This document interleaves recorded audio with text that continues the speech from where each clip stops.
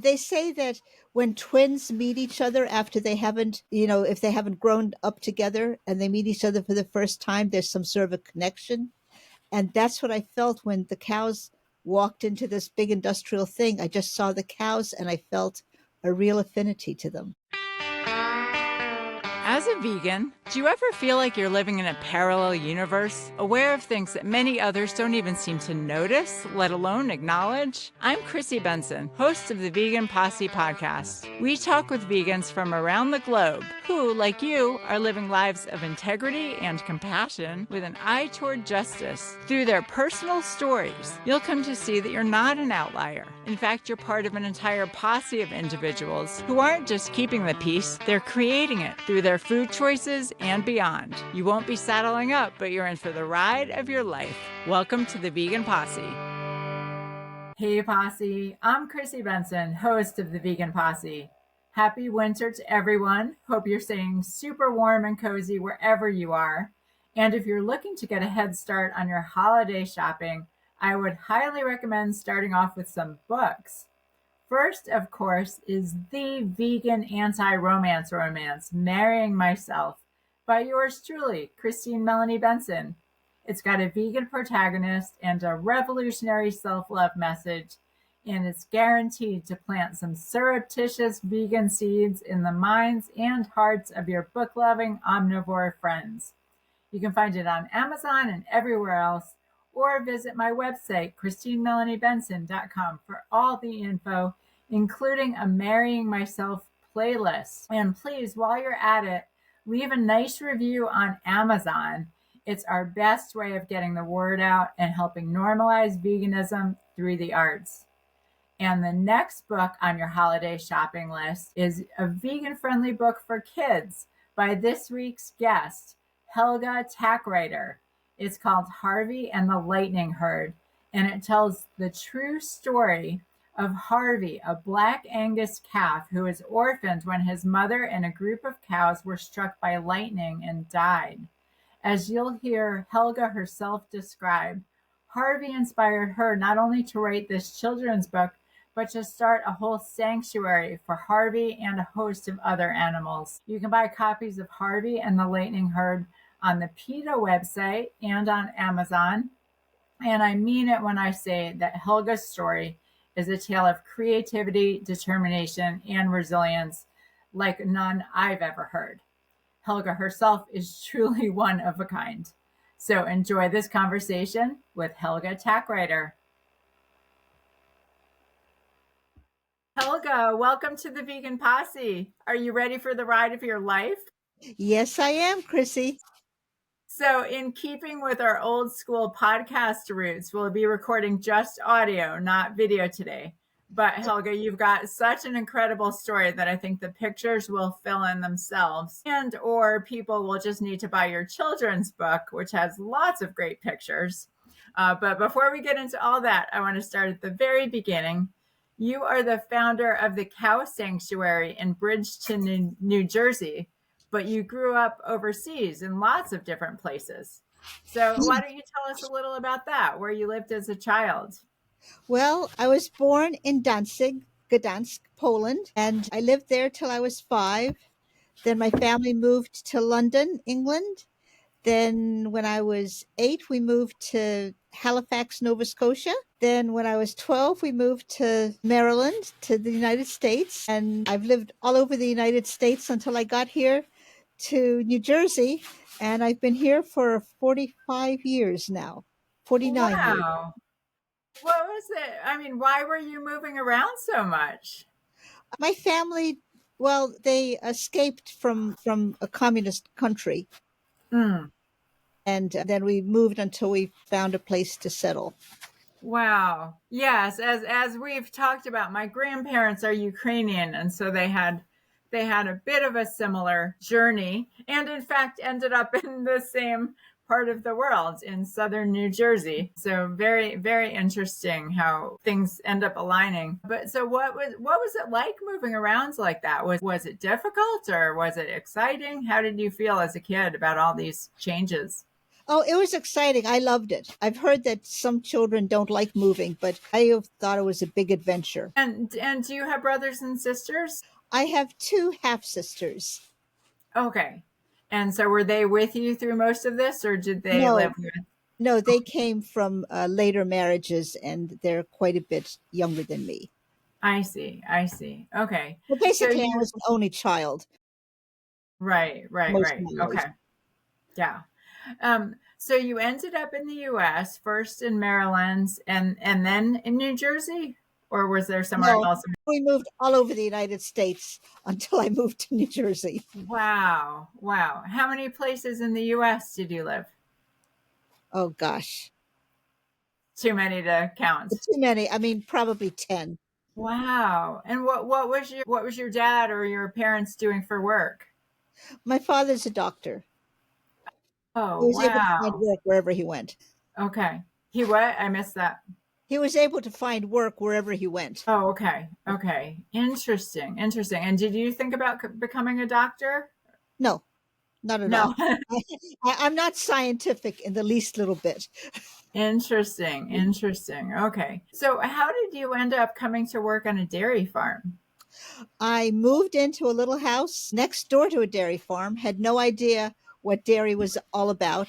I'd never been close to a cow. And I just thought, oh, wouldn't it be fun to milk cows? Something new and interesting to do, having no Yeah. idea what it actually involved. And I found out on the job. It was in 1975, and there wasn't a lot of information out there about dairy and the reality of it. And I learned it all on the job. Wow. And how old were you at that time? 23. Okay. Okay. And so, had you gone to college? Yep. I was a literature major.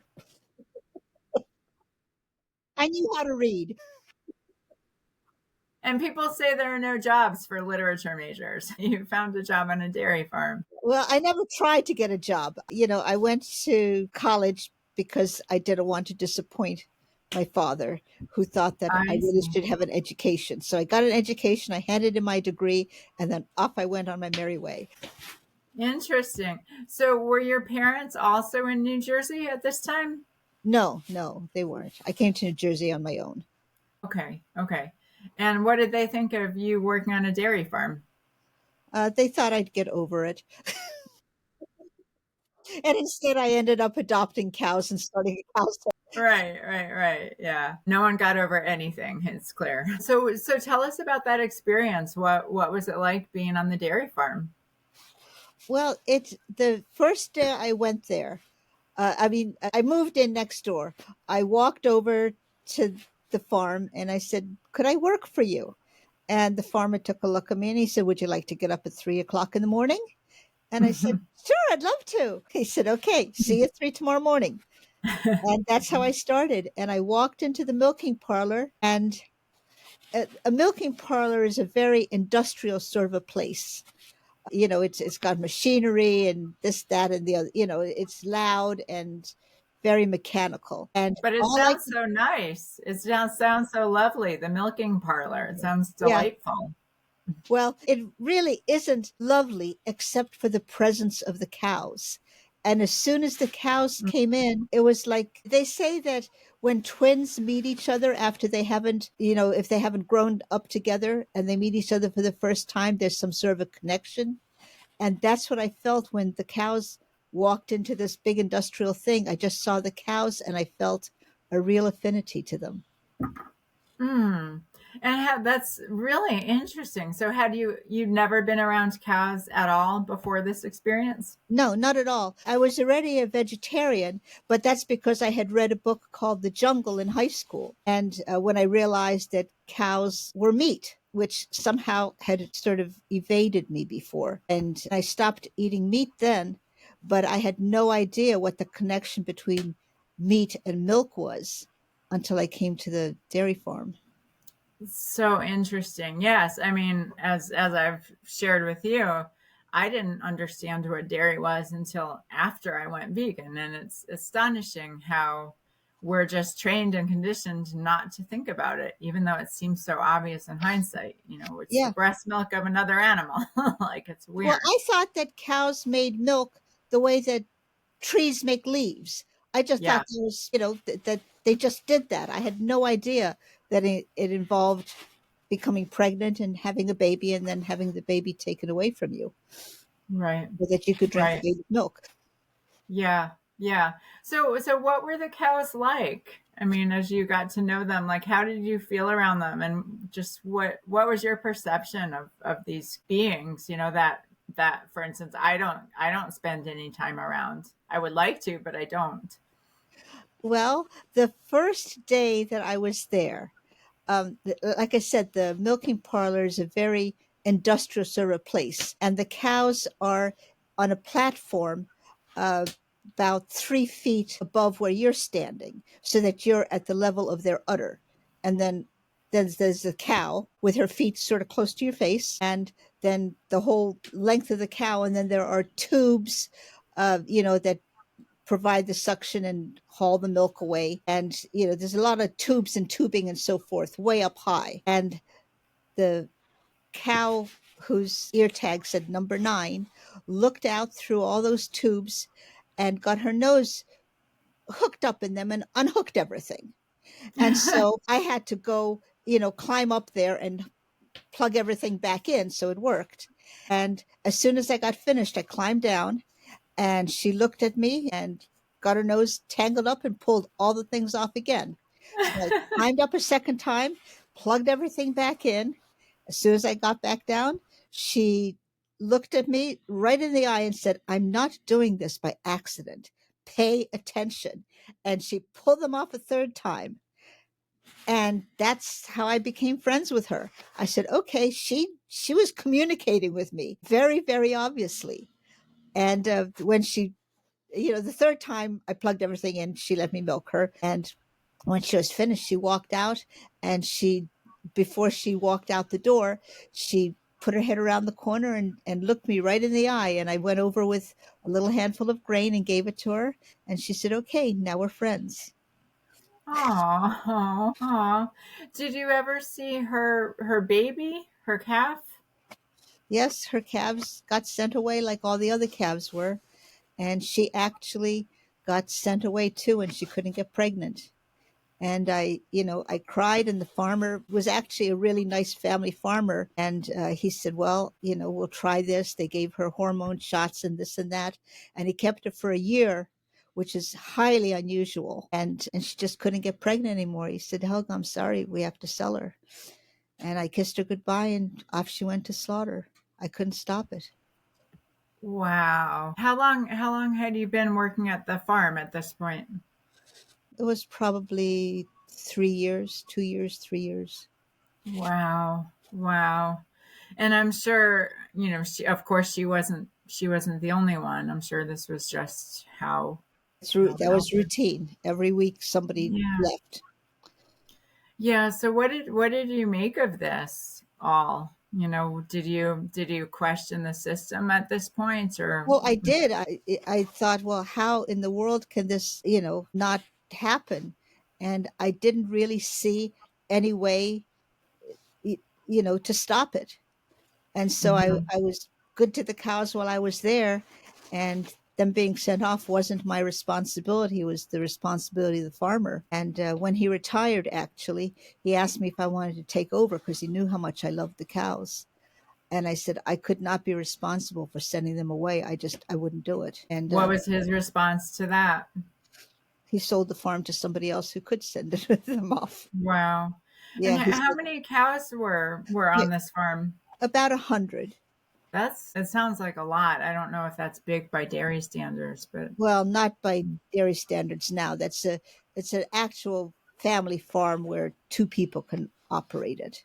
I see. And did you interact with all of those cows? Every single one. I was friends with each of the cows. We started milking at 3 o'clock in the morning. And so one of my jobs, I lived next door. I would climb through the fence that separated my house from the field, and the cows would all be sleeping. And I'd go over and I'd sort of pet each one and say, okay, time to get up and get milked.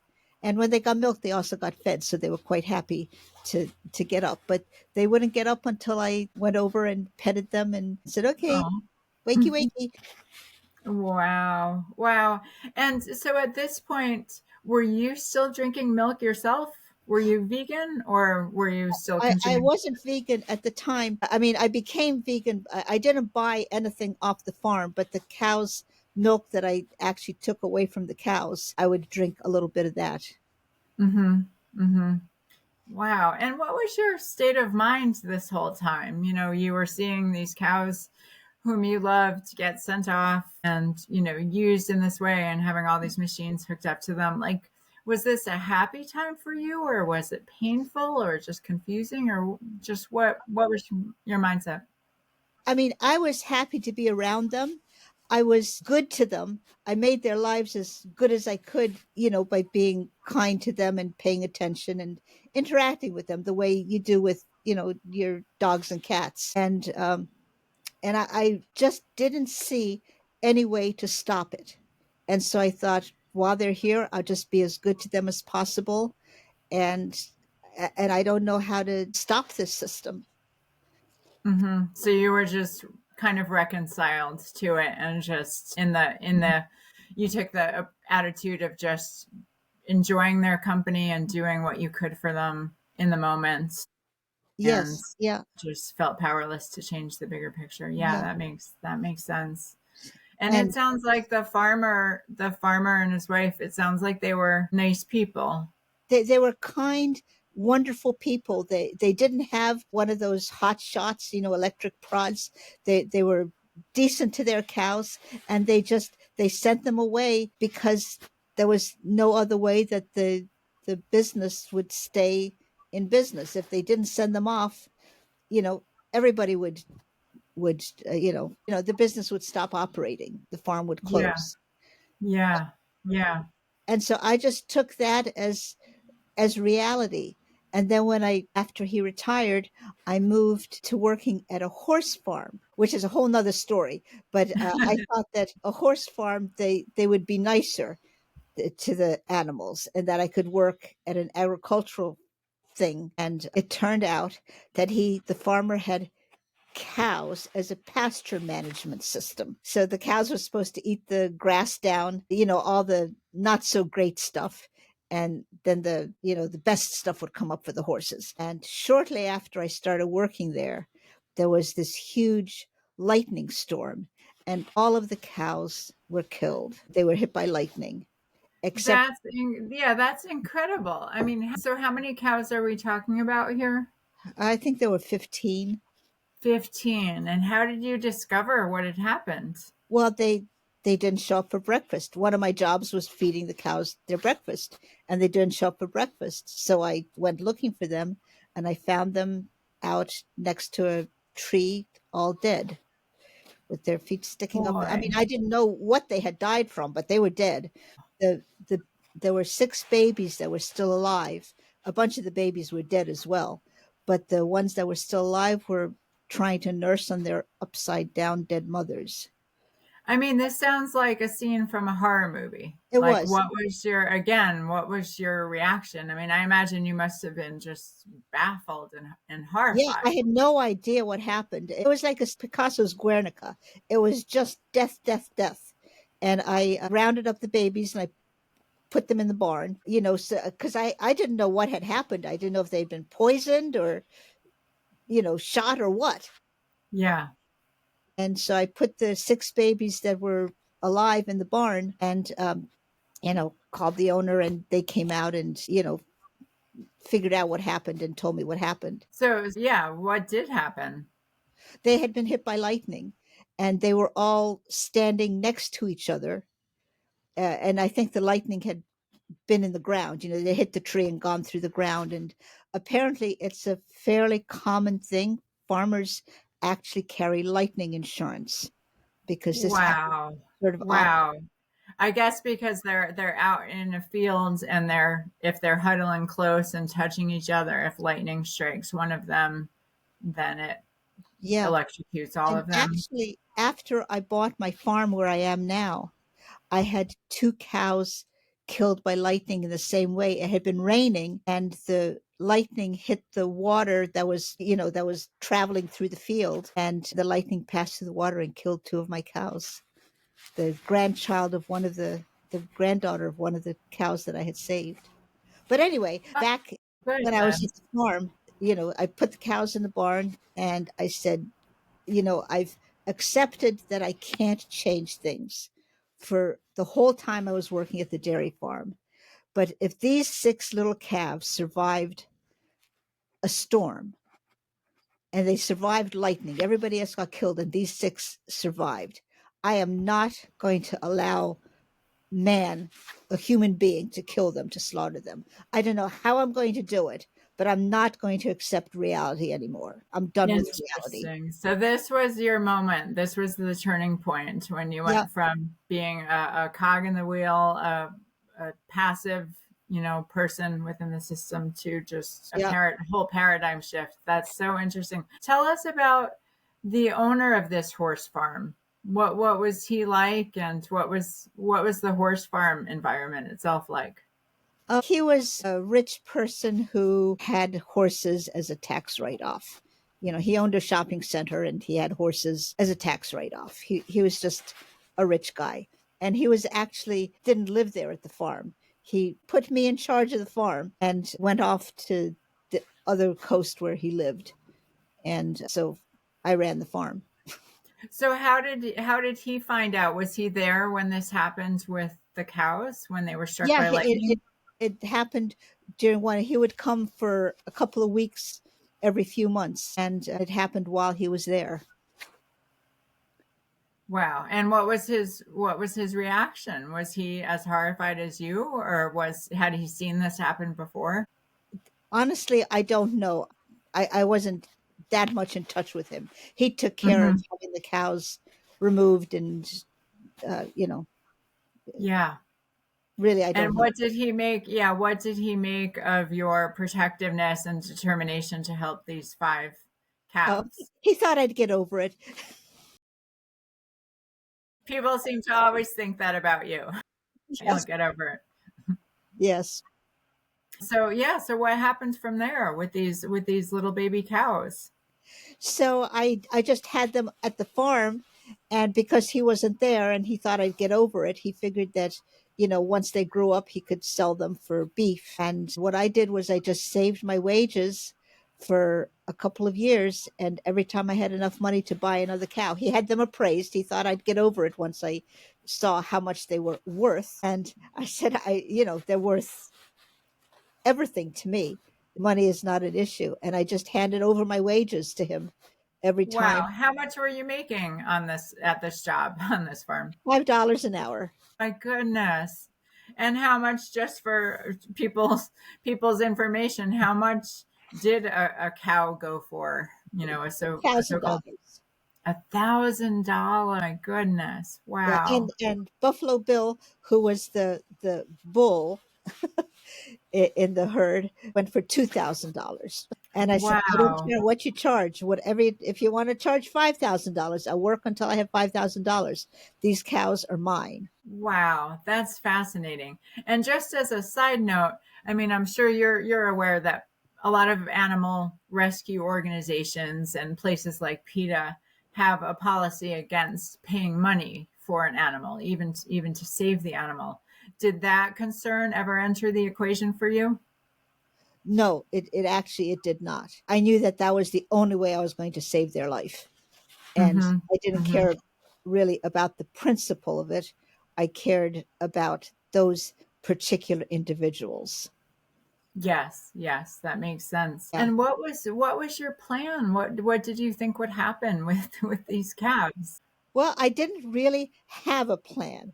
I just knew that I had to make sure that they were alive and that they were going to live, like dogs and cats do until they died of old age. And as I had them, the longer I said, well, I'm going to have to get a farm and I'm going to have to find a way to support them other than working at my $5 an hour job, because they're going to eat more and more and more. They're not going to stay babies for very long. And when they were Right. 2 years old, I came up with the idea I would cuddle with them. And when I was a little kid, I had a teddy bear that I cuddled with that I thought was my brother. And, I thought that these cows were my brothers and sisters. And I said, hey, maybe I could make something that's like my teddy bear that looks like a cow. And so I just had this bright idea, but I didn't know quite how I was going to do it. And I went to the fabric store and I bought a roll of fake fur material, black fake fur material. And I came into the barn with my little roll of material and said, okay, well, so what do I do now? Because I really had no idea how I was going to do it. I just had this idea. And And were you a seamstress? Did you know how to sew? no, I had taken home ec in eighth grade, and I think we made an apron. Oh my goodness. So you're clearly not someone who lets the details get in the way. No, You no, figure it out. yeah. And so Harvey came, he had been sick more than the other cows, and he was more attached to me. So he would sometimes leave the other cows. And he came and just stood next to me and my little roll of material, and just stood there. And I thought, well, maybe he wants a treat. But he didn't want a treat. He didn't want to be petted. He just came and stood next to me. And I said, well, is he offering to help? And so I took some material and I laid it over his back, and he didn't run away. And so I took a piece of chalk and I chalked in where the legs were and so forth. And he stood there for 5 hours. Wow. And just to be clear, how big was he at this point? He Was he was two still a years baby old. or So he was was he about, fully grown? no, no, he was 2 years old at the time. And so he was about 8 feet long. Wow. Wow. And So he that's, was big. yeah, he was big. And I just draped the material over him, kind of like horses have coats that they wear in the wintertime. But this Hmm. was just, material. And I sort of put it over his back, and I chalked in the lines and cut out where his legs were and so forth, and worked on it all night. And then um So this was in the nighttime that you were doing yeah, this yeah, it was project? after work. Oh my goodness. And the Wow. other cows had, gone to bed and gone to sleep, and he just came and hung around with me. And I just fitted the material on top of him, and by morning I was done. I mean, I hadn't sewed it together; it was just taped together with duct tape. And then in the Uh-huh. morning, I was finished making the pattern, and he got up, and I walked him down to where the other cows were, and I came back and started sewing it together. And that was how Oh I my made the first cow. goodness. And then I Wow. took Where them. did you get a sewing machine? I think I bought one online. And what was your vision for what you would do with, this stuffed animal cow? I thought I would take it to a craft show and see if I could sell it. And indeed, I took it to a craft show and I sold it, and I got orders for more. Wow. And, you know, each cow changed a little bit, uh, and got a little bit better, a little bit better. And I realized that uh, I could support the cows making these stuffed cows. That's so interesting. And for people listening, you came up with the term couch, COWCH. Is that right? Yes, yeah, that was so that it would be a cow that you could lie on, because it was 8 feet long, like a couch. And I called them floor pillows, actually. Okay. Okay. And they were all as big as Harvey, 8 feet Yes, long. Wow. and they started out, they were all black because Harvey was a black Angus, and they were Hmm. all black. And then as the years went by, I made other cows. Other cows joined my herd, and I made cows that were black and white and long haired and short haired. And actually, PETA put an article about them in their newsletter, and that's also how I started selling them, other than craft shows. Wow. So I'm just fascinated and amazed that you found time and energy to do all of this while you were working full time at the horse farm. I mean, when did you squeeze all of this in? Well, I've never had a TV and I didn't have children or a family. It was just me and, and I'm pretty energetic. It sounds like it. And how long did it take you to make each one of these floor pillows, the couches? Oh, I didn't keep track, Mm-hmm. because each time I refined it a little bit. But Uh-huh. eventually, people would ask me that question. And probably, after 500 cows, I kind of had the process down and I kept track of my time. And I made them, it took me 24 hours to make a cow from beginning to the end. Wow. But Wow. I never had 24 hours all in a row because I was doing other stuff. Yes. Yes. So throughout all of this, were you still on the horse farm, and you and the five cows were just living in one of the structures there, or had you It was found 6 other cows. It was 6 six? cows. I lived no, I had the sewing department was in one of the stalls of the barn. I had a house that I lived in that was just a couple of miles away. And did the horse farmer, the owner of the horse farm, did he know about your endeavor with the with the stuffed couches? Yes, it was okay with him, except that then we had a sort of a fight because he asked me to send some of the horses off to slaughter because they weren't making him any money, and I Wow. refused. How long had you been at the farm at this point, on the horse farm? 3 years. 3 years. Okay. And And at this point, you were what, about 26, 27? How old were you? oh, at this point, I was 34, I think, because I'd Okay. worked at the cow farm at the dairy farm for 8 years. I Yeah. see. I And see. so, Wow. anyway, he fired me. Well, yeah, tell us that story. What happened with that, in that situation? Well, he handed me my paycheck, and inside it was a thing that said, you have 24 hours to leave. Well, I'm interested to hear the details of the incident preceding that, when he wanted you to send the horse off to slaughter. Oh, well, he had his truck and a trailer, and he said horse meat is up to 70 cents a pound. So load Gray Dancer up. And I said, no. And he said, you will. I said, I won't. He said, okay, well, then I'll do it. I said, well, then I'll pull the spark plugs off your truck. And I pulled the spark plugs off the truck and threw them out into the field. You really did. Oh, goodness. And, Wow. and I think that was when I lost my job, actually.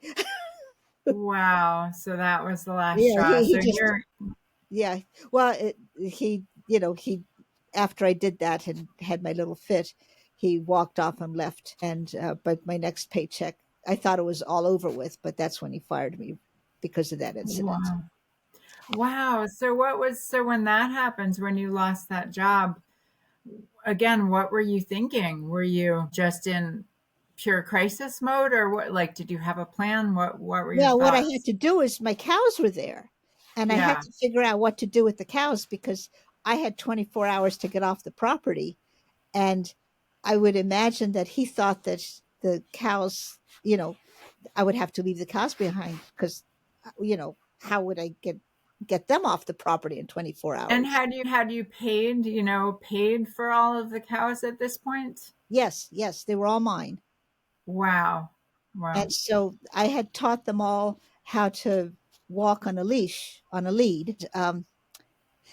And I went to my friend next door to the farm that grew tomatoes, and they had a tomato barn. And this was in the middle of the winter, so they didn't have any tomatoes in their packing house.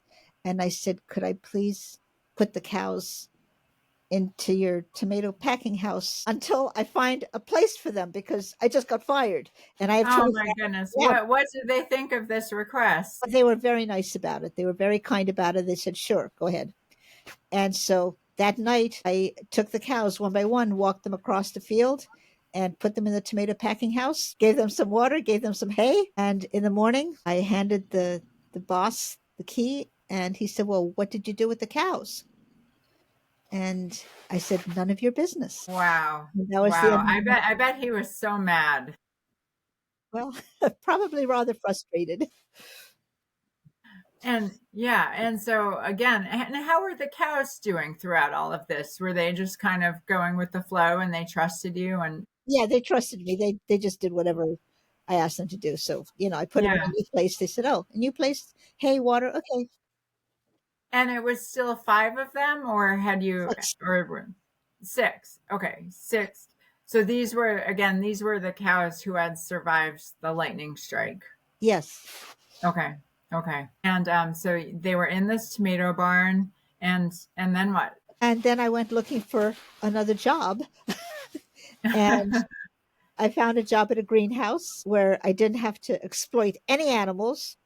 Mhm. And so I started working there, and I went to the person who owned the fields next to the little house where I lived. I just lived in a little house on a quarter acre, and I rented the fields next to it. Which farmers do. They rent them to people who want to grow certain crops in them. Mhm. And I put a fence around it, and I had my cows there for 3 years while I looked for a farm. And Wow. And by the way, had you named all of these cows? You oh mentioned yes, I mean Harvey. they got names, They got names. Yeah. immediately. Yeah. Yeah. And tell us a little more about Harvey and his personality and just what he was like.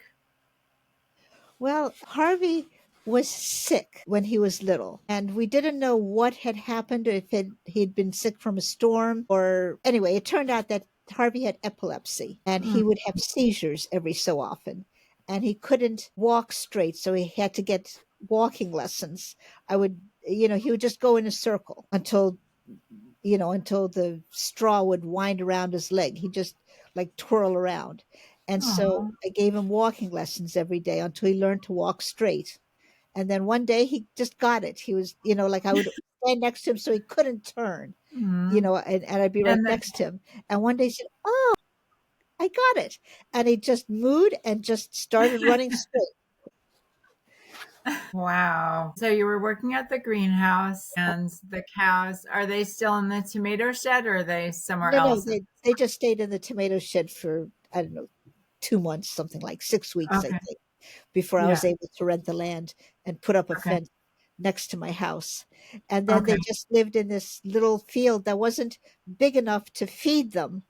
I mean, it was 3 acres, but that's not enough to grow food for 6 cows. And so I bought hay all the I see. time, um, to feed them, and Mm. I sewed couches and took them to shows, and sold couches, and looked for Again, land. whole lot of work.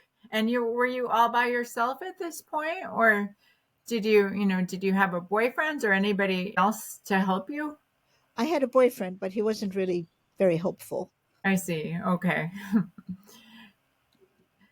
So he didn't care about the cows in the same way that you did, No, not at obviously. all. He wasn't a vegetarian, and he, like everybody else, thought I'd get over it. And Mm-hmm. I didn't get over it. Mm-hmm. I got over him instead. Okay. I get it. I get it. So how did you first intersect with PETA, People for the Ethical Treatment of Animals? I'm Yes, sure people know the name, but just in case. yes. But at the very beginning, when the cows I didn't know how I would save them. Mm-hmm. Right after the storm, I took them into the barn, and I said, "These cows are going to live no matter what, somehow." And I contacted PETA. Someone had sent me an article about PETA. They weren't, well known. They were just starting at the time. It was in Mm-hmm. the late 80s, 1988. And I wanted to see if they were for real. And I actually drove down to Washington, D.C., and met PETA and said that I wanted to save these cows, and could they help me, because I couldn't imagine how I would look after them myself. mm-hmm. And they said, "Well, we'll look around for somebody. We'll see what we can do." Mm-hmm. And so was it Ingrid Newkirk who you Yes, met, or I met yes? Ingrid and a bunch of other people when they were still based in Washington, D.C. Yeah. And so what did you make of them all? I was quite sure that they were for real. Uh-huh. Yeah, I met them and I said, these people are not just talkers. They're they're for real. And so one of the people that I met there said she'd like to come and visit the cows. And what I didn't know at the time was that apparently people came to Peter and told them stories. And she wanted, just like I wanted to see if Peter was for real, Peter wanted to see if I was for real. And so they said this Everyone's person betting each other. Yes. to investigate me. And she came back and said, yeah, Helga's for real. And they said, okay, we will try and help you. And by the time they found a home for two of the cows, and that was, a few weeks later. And I said, you know what? I'm starting a sanctuary. I'm keeping all of them, because by then the couches had started to sell, and I realized that I could make enough money to feed the cows doing that. Wow. And so I Wow. said, thank you, Peter.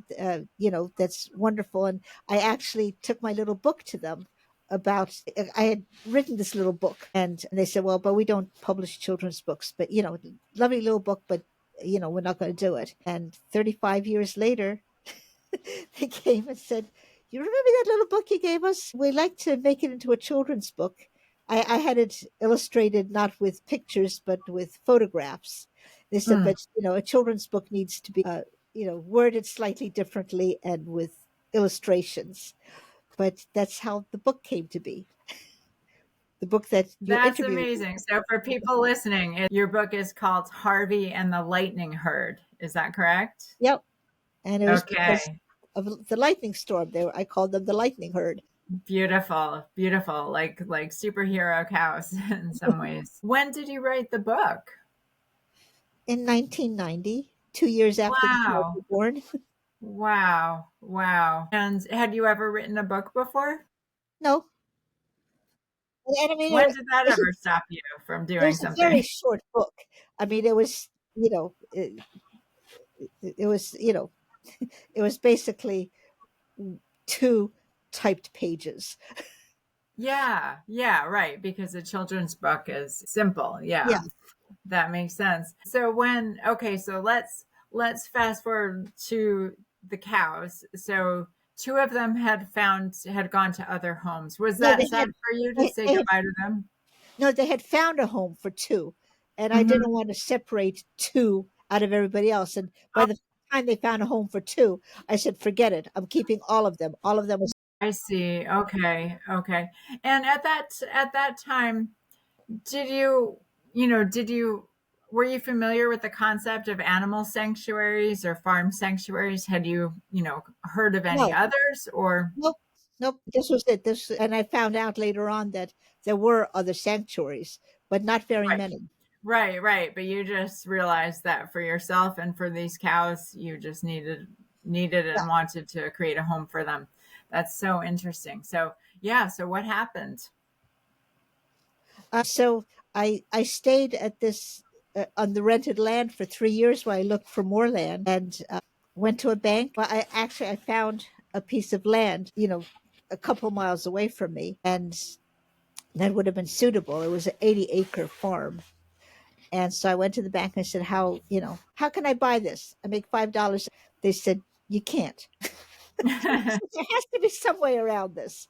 And they said, well, we could loan 60% if you came up with 40%.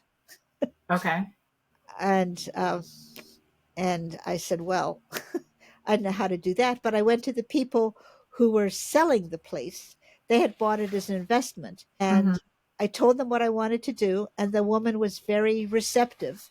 She and her husband her husband had bought it as an investment, this piece of land. And he had passed. And so, which is why it was for sale, because they were going to cash in on their investment.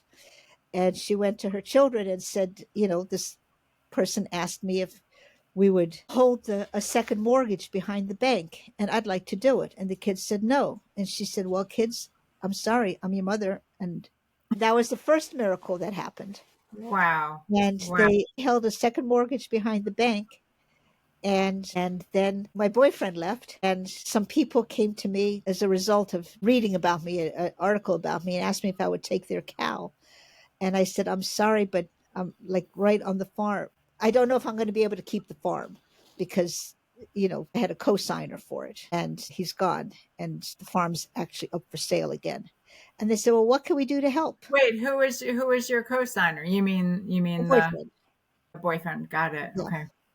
And he was So gone. he really left you in the lurch. This sounds like a difficult time. Like, I'm just so curious as to how you were doing. Because again, you're a young woman dealing with some really big problems and situations. Are you Well, just naturally pretty even keeled and just task oriented, or how were you holding up throughout all of this? I'm path oriented, as you said. I'll figure out a way around a problem.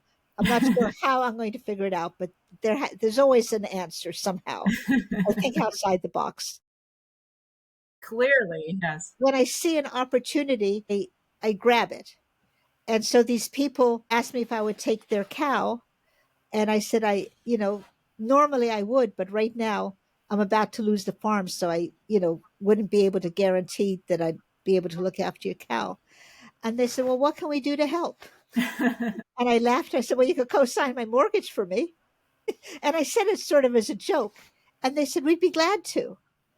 My word. And I said, My well, word. you better talk to your lawyer because like I kind of said it as a joke, and it's a big deal to, to co-sign for a mortgage for somebody that you've never even met, that you've talked to over the phone, asking them if you would take their cow. And they came back to me the next day and they said, our lawyer told us we were out of our minds and we don't care.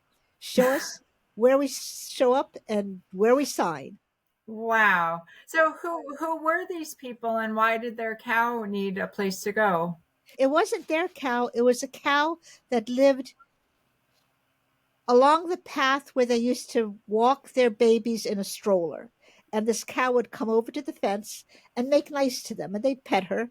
And they asked a farmer if they could, buy her. And the farmer said, no, you can't. She's going to be a dairy cow when she grows up. And when she grew up, this was like 2 years later, it turned out she couldn't get pregnant.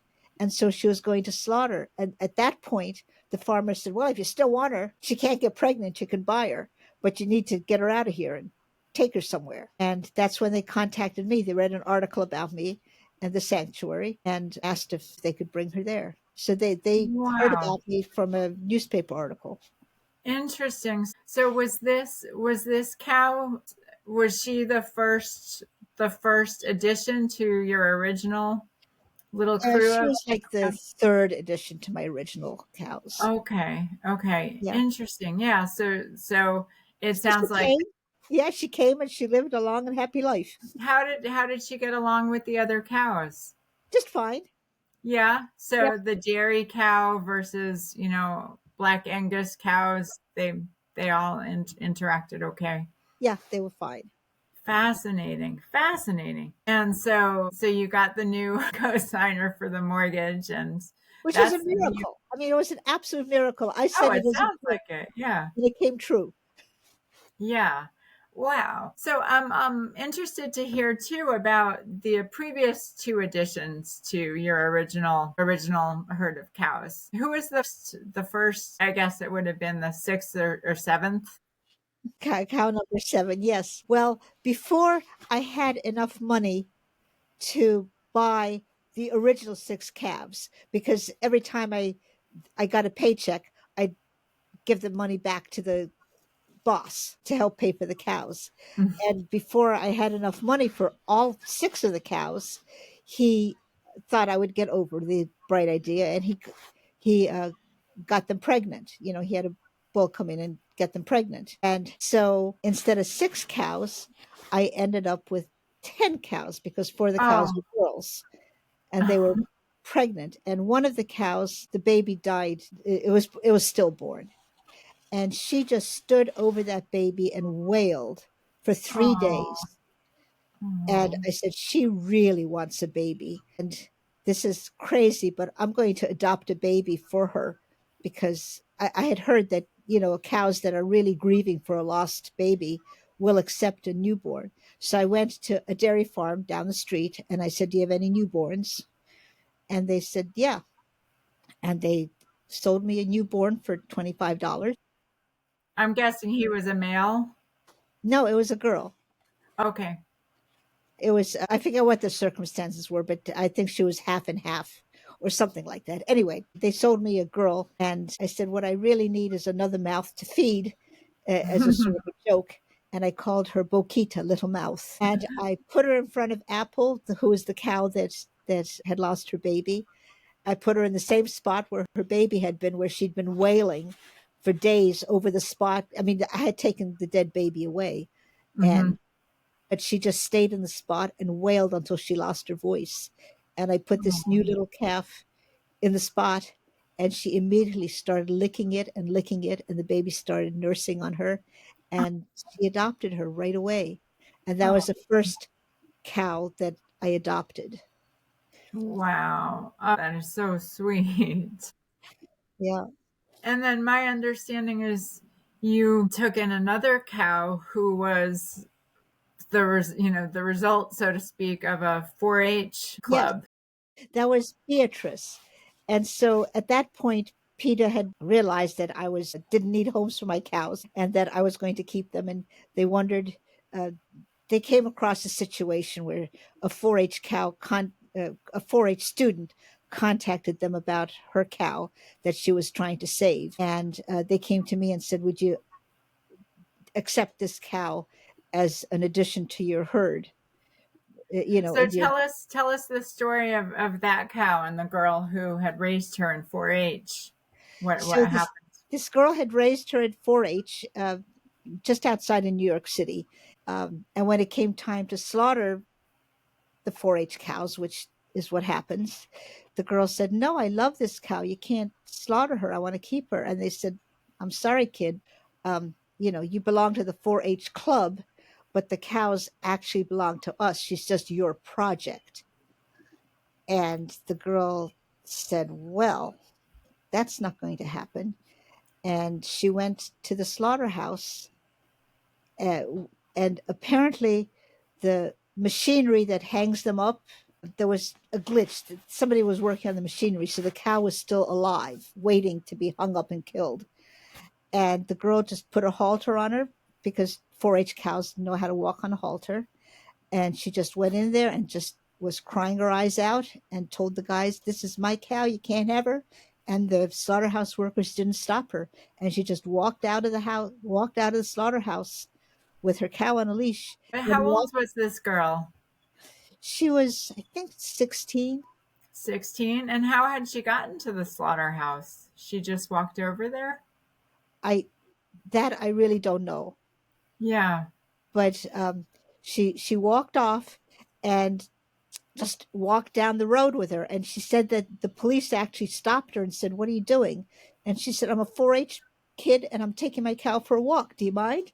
Somehow or the other, she talked the police into leaving her alone, and she walked down the road until she found a barn, and she stuck the cow in a barn and made a phone call to PETA because the 4-H people had said PETA are the worst anti 4-H people in the world, and said, "Can you help me with the cow?" And they contacted me, and I said yes, I would take her, and so. They made the arrangements, and that was Beatrice, and she came to join. She was the second cow to join our herd. And how did that integration go with Beatrice? Well, Beatrice had horns, and she thought that she would show the other cows. The Black Angus cows don't have horns, they're hornless. And so she went up from one cow to the other and introduced herself by poking them with her horn, Oh, like not injuring them seriously, but just making them scared until she came to Buffalo Bill, who was the leader of the group. And she went over to poke him, and he stuck his head underneath her belly and lifted up her back legs, so she had to stand on her front legs while he suspended her on his nose. And after he did that for a little while, she said, "Okay, you can be the boss." oh my, And he was the boss from then on. wow. But I put little rubber balls on, duct taped them to the ends of her horns so that she wouldn't hurt the other cows. And after a few weeks of that, they all decided they were going to get along. Oh my goodness. And what about the 4-H girl? Did she come to visit Beatrice or what did Yes, her we came to future visit her bring? several times. Yeah. Then she grew up and got married and stopped. And do you know if she ended up becoming vegetarian or vegan? Unfortunately, she did not. She was just in love with this one cow, but it didn't transcend to all other cows. I see. I see. I mean, Yeah, she was very for a interesting. while, but she got over it, so to speak. Yeah, she got over it. Unlike you, she got over it. It's very interesting. And so, yeah, tell us about just what happened from there. Again, just on a practical level, this is a massive undertaking and it sounds very expensive to house and, provide for all of these cows. How are you getting by? How are you making it work?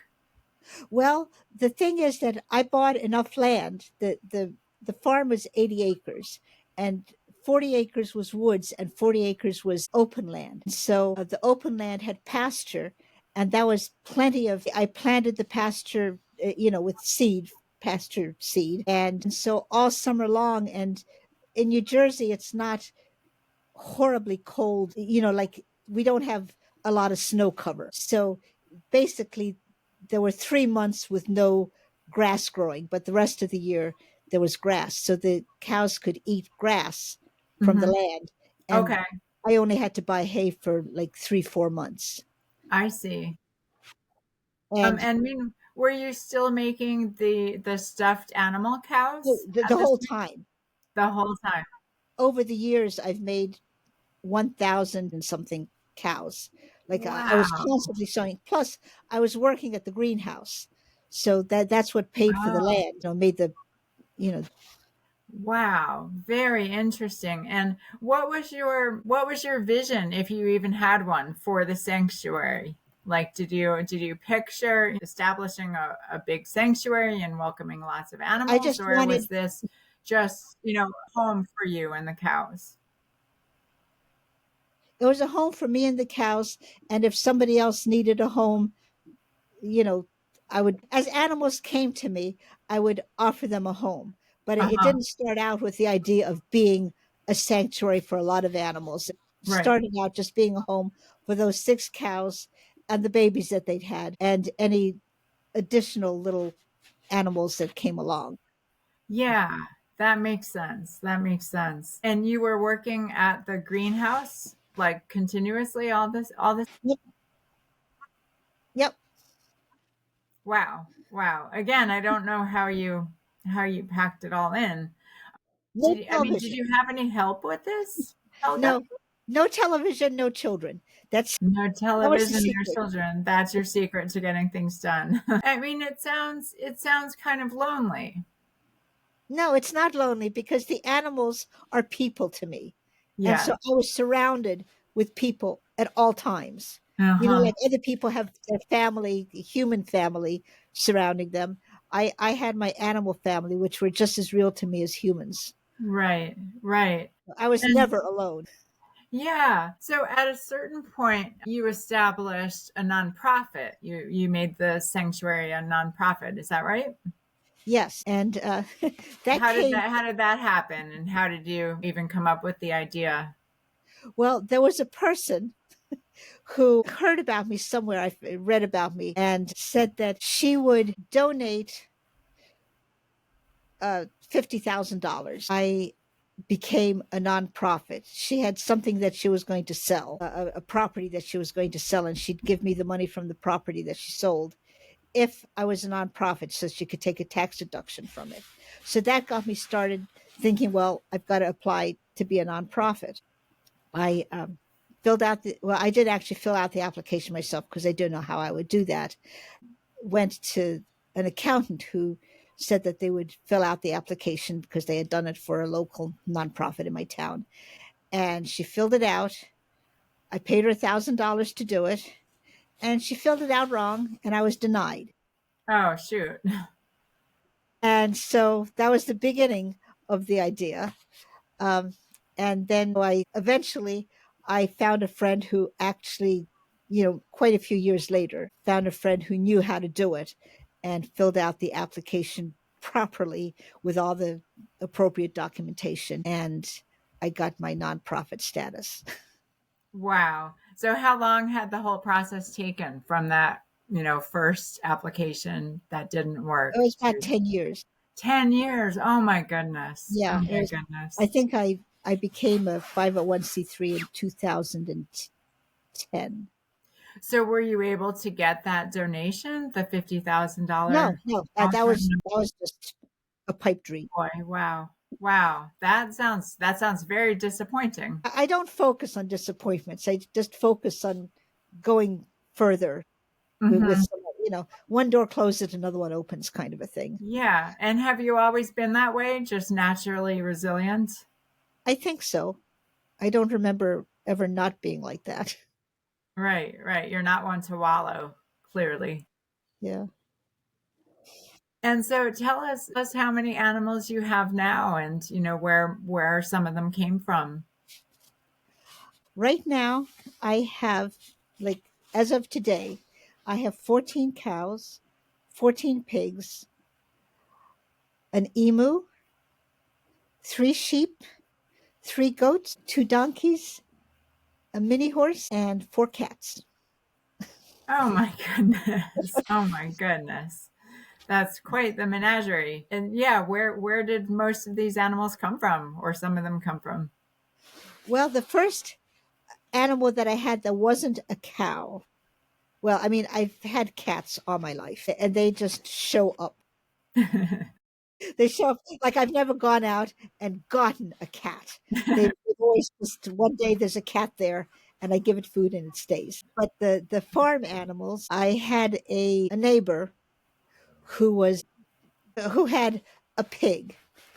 And I don't know why he had a pig, but he had a pig. And I think he got it when it was a little pig. And then he got tired of it and he said, I'm going to send it to slaughter if you don't take him. I said, well, I don't know anything about pigs. All I know is about cows. And all I know is that pigs are escape artists. And I have cow fencing, not pig fencing. And he said, well, I'm going to send the pig to slaughter then. And I said, well, let me take a picture of the pig and send it to some other sanctuaries. And I went over to take a picture of the pig. And this pig just looked up at me and spoke to me without any words. He said, take me home. And I just fell in love with this pig just from eye contact. Oh, And I didn't take any pictures of him. I said, I'll take the pig home. I arranged for transportation and he came home with me on St. Patrick's Day. So I named him Patrick. it was his lucky day, that's for sure. So he only had 3 legs. He had he was a 3-legged pig. Aw. What happened to his leg? He was born uh, disabled like that. Oh. He had a sort of a foot sticking out of his body, but without a leg between the foot and the body.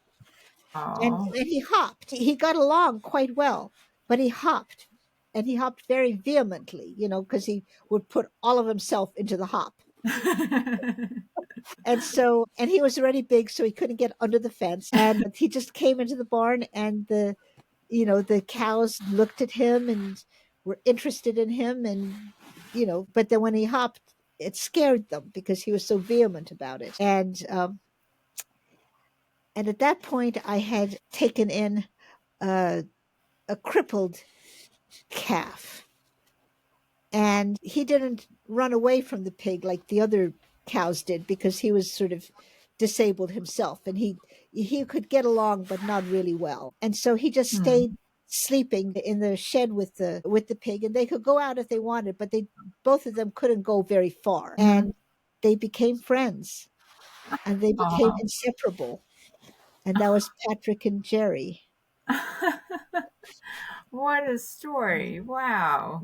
Wow. Yeah. And so what's it been like all these years? So you've now been living with these animals. How long has it been in totality? The cows were born in 1988. So from Okay. 1988 till now, however many years that is, 40 something years. And I imagine that that's longer. I imagine that the original 6 calves are no Yeah, longer with you. yeah. The 20 years is about their lifespan. Some Okay. live a little longer, some live a little shorter, but 20 is Wow. so, yeah. And so how has it been just, doing, operating this home for all these animals? Well, it's just been wonderful. The You have to take death as part of death is part of life. Slaughter is not part of life. Slaughter is murder. But lifespan is a reality. And so, they live until they get old, and then they sort of get old and go downhill like people do, and eventually they die. And then new ones come that need a Mm, home. yeah. Yeah. So it sounds like, again, you focus on what you can do rather than on the inevitabilities of Yeah. lifespan and just death as a part of life. And it must feel really good to be able to offer these animals a true home where they're just really part of the family. Yep. They have a place where they're safe forever. Hmm. And and that makes me, that gives my life meaning, and they don't know it, but it's you know it it they don't know whether they're going to get killed or not killed. They just live in the day every single day. Yes, yes. And so, Helga, tell me this: what's your vision for the sanctuary, and how would you like it to proceed? After you're gone, do you have any idea how that will work? Well, I expect it to work the same way that everything else in my life has worked, that somehow or the other a little young Helga is going to come along and say, hey, this is what I want to do with my life. You need someone to take over once you get really old? And Perfect. Perfect. that's Well, that's what I yes, expect we'll to send happen. that magic out to the universe. Yes, we'll Yeah. send that invitation out. Yes. So, do you still do all of this by yourself? Yes. Yeah. Really? Wow. You're just self-sufficient, not interested in bringing in helpers? No, I found that I'm kind of a hermit by nature, and I work well by myself. Maybe because I was an only child. I don't know. But I'm better at working alone than at working with people. Mhm. I'm more efficient, and I don't. When I have people around, I get distracted by the people instead of focusing on the work. Right, right. That makes sense. That makes Yeah, sense. and I've done it so long that I've found ways to be more efficient all the time. Uh-huh. Uh-huh. I bet after all this time you have it down to just a pure art in terms of efficiency. Yeah, yeah, it's And tell me this, are you still making the couches? Is that a business line that you're still pursuing? I make couches, but on a much slower basis because I have a lot more animals than I did, when I had the original 6 and then the original 10 cows. So I still make couches, but not very often. And I Right. So you're waiting not for a little help interested to in come getting. along. Okay. Yes, yes. So you're not interested in getting a flood of orders for I these. couldn't fill a flood of orders. Right now, I have orders that will take me a year to fill Wow. Okay.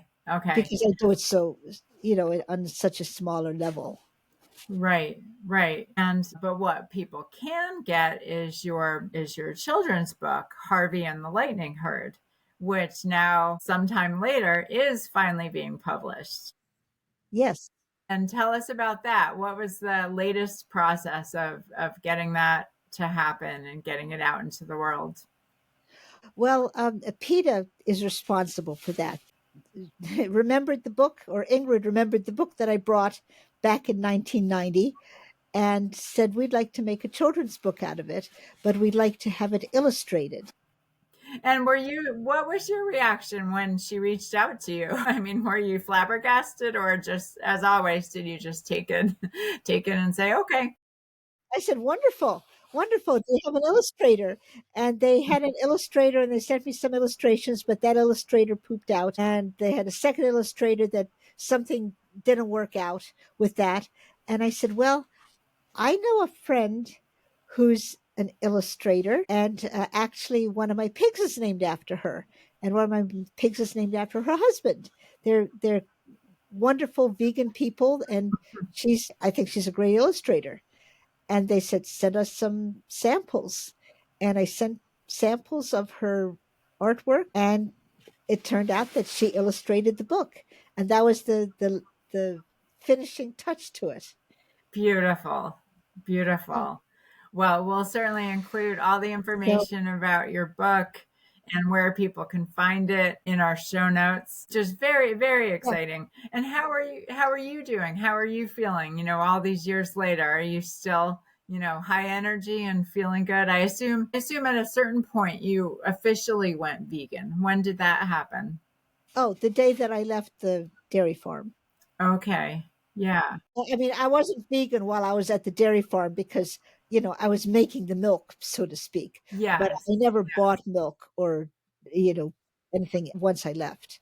Right, right. And now, like all this time later, what's your take just on the vegan movement in general and the dairy industry in general? Do you see it shifting? Do you see Oh, big yes. changes on the Yeah. forefront? There's now there, if you go into a grocery store, half of the milk section is dairy milk, and the other half is oat milk and soy milk and, all kinds of alternate milk called almond milk, all milk alternatives. There's all kinds of vegan food. Like pretty much all food is now in a vegan version. It's wonderful, commercially available to everybody.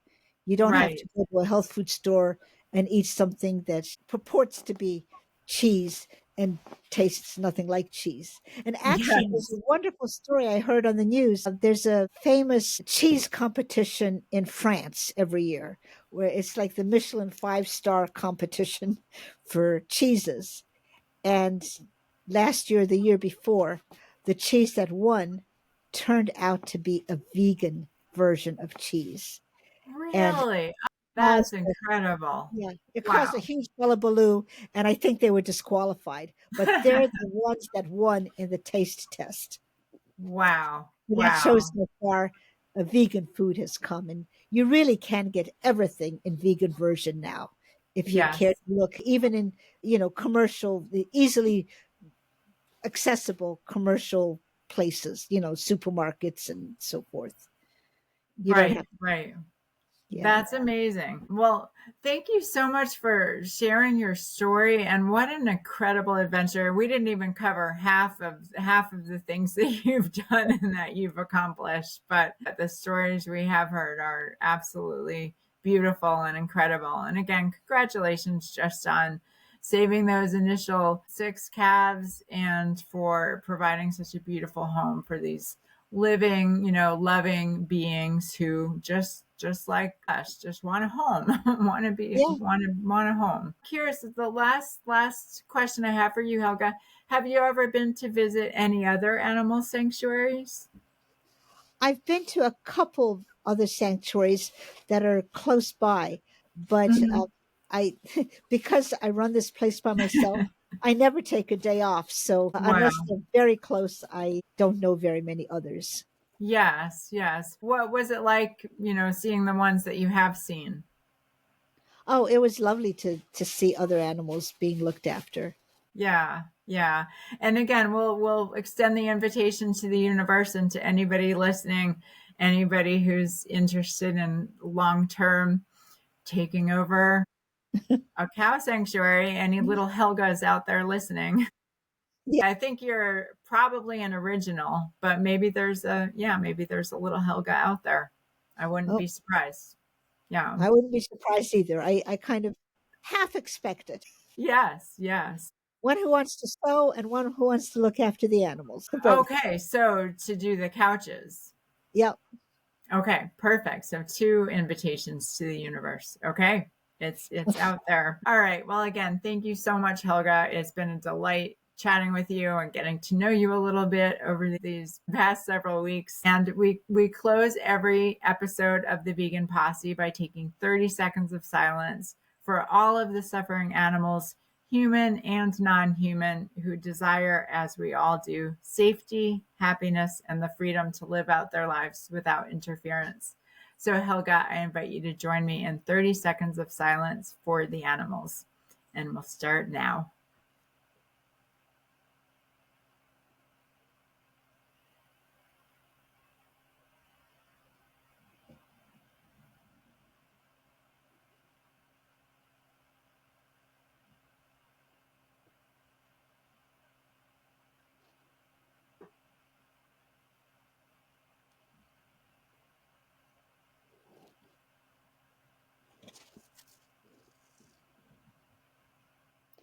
All right. Thank you, Helga, and thank you, Posse. See you next time. Until then, stay strong and stay true.